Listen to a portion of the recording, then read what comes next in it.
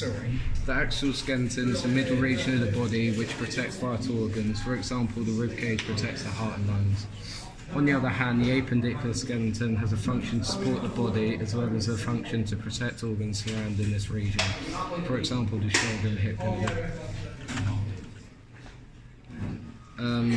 Support. This is vital organs and muscles which are supported by different bones in the body. For example, the heart and lungs are protected by the rib cage. Protection. This is bones, usually flat bones. They are shaped to protect. For example, the cranium protects the brain. Attachment. The way in which your bones have area of attachment to muscles, which allows movement at the joints. Bones are usually irregular shaped because this allows them to attach to a variety of places in the body. For example, short bones enable short, precise movements, such as at the fingers, whereas longer bones allow larger movements, like in the leg. This is like in football when taking a free kick.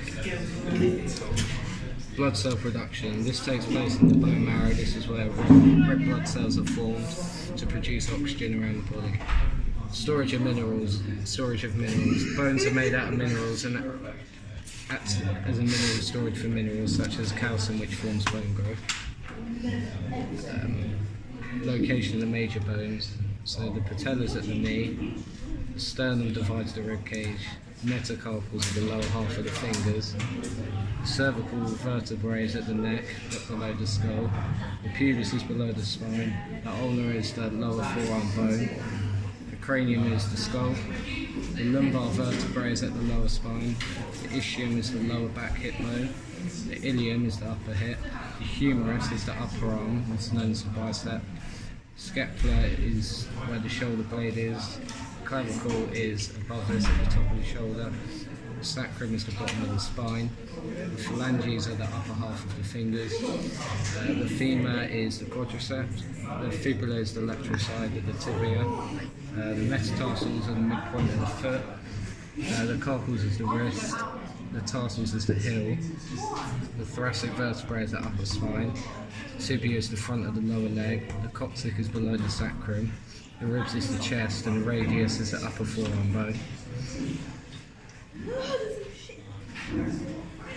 Types of bones. So long bones, large bones that provide structure and mobility, for example the tibia and fibula.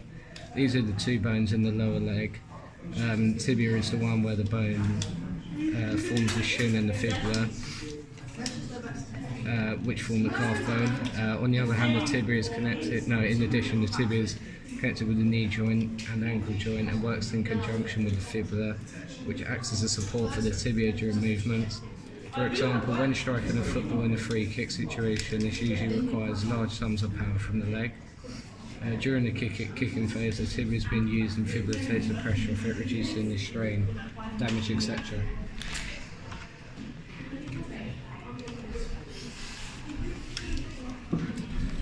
Short bones. These are bones that are as wide as they are long. The function of these bones is to provide support stability with no movement or very little. An example of this type of bone is the carpals.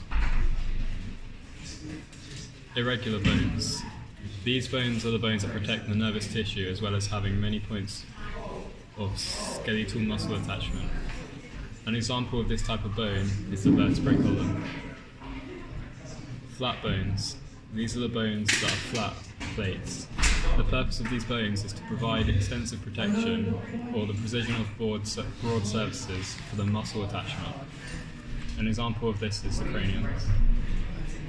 The sesamoid bones. These are small independent bones that are inside the tendon or joint capsule. The functions are to minimize friction and to modify pressure of the muscle contraction. An example is the patella. Fixed joints. These are joints that don't allow any movement. The function of these joints is to provide stability. An example of this joint is the joints between the bones and the cranium. Slightly movable joints. These are joints that have limited range of motion due to cartilage and fibrous tissue. An example of this joint is between the sternum and the rib cage.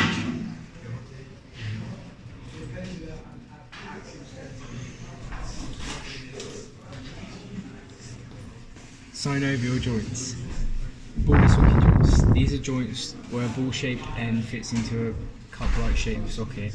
An example of a ball and socket joint is a hip joint, where the ball-ended bone in your femur connects to the cup-like bone in your hip. Another example is a shoulder joint. The ranges of movements available at ball and socket joint are rotation. A hinge joint is a common class of synovial joint that includes the ankle and the elbow. An ankle and knee joint. They are formed between two or more bones. They can only move along an axis. The movements that occur are flexion and extension. Types of synovial joints.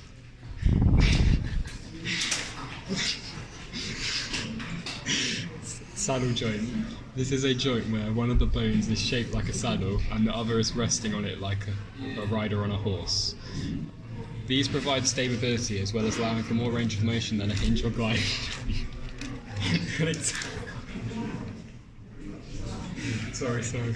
An example is the carpal to metacarpal joint. The movements available are circumduction, abduction, adduction, flexion and extension. Pivot joint. This is a freely movable joint that only allows rotatory movement around a single axis. An example of this joint is the neck.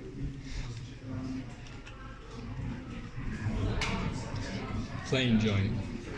These joints only allow gliding movement. It has surfaces that are slightly curved and may be ovoid or cellular. It can glide in any direction. An example is the wrist joint. Condyloid joint is an ovoid articular surface, or condyle, that is received into an elliptical cavity.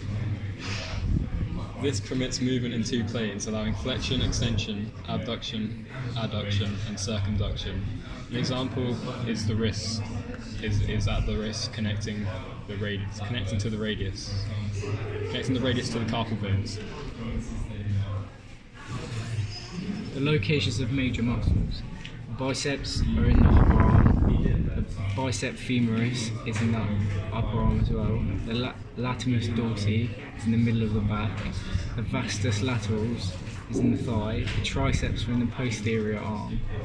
The semimembranosus is in the hamstring. Deltoids are in the shoulder. The erector spinae is in the near sacrum. Pectoralis major is in the pectorals. Semitendinous is in the thigh. Obliques is in the abdominals. The teres major is in the upper arm. The vastus medialis is in inner quadriceps. Rectus abdominis is the stomach. Gastrocnemius is in the legs.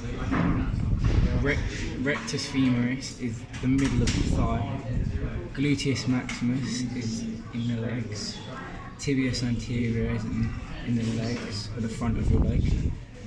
Trapezius is in the spine / your shoulder. Vastus intermedius is the upper femur, and the solus is the foot.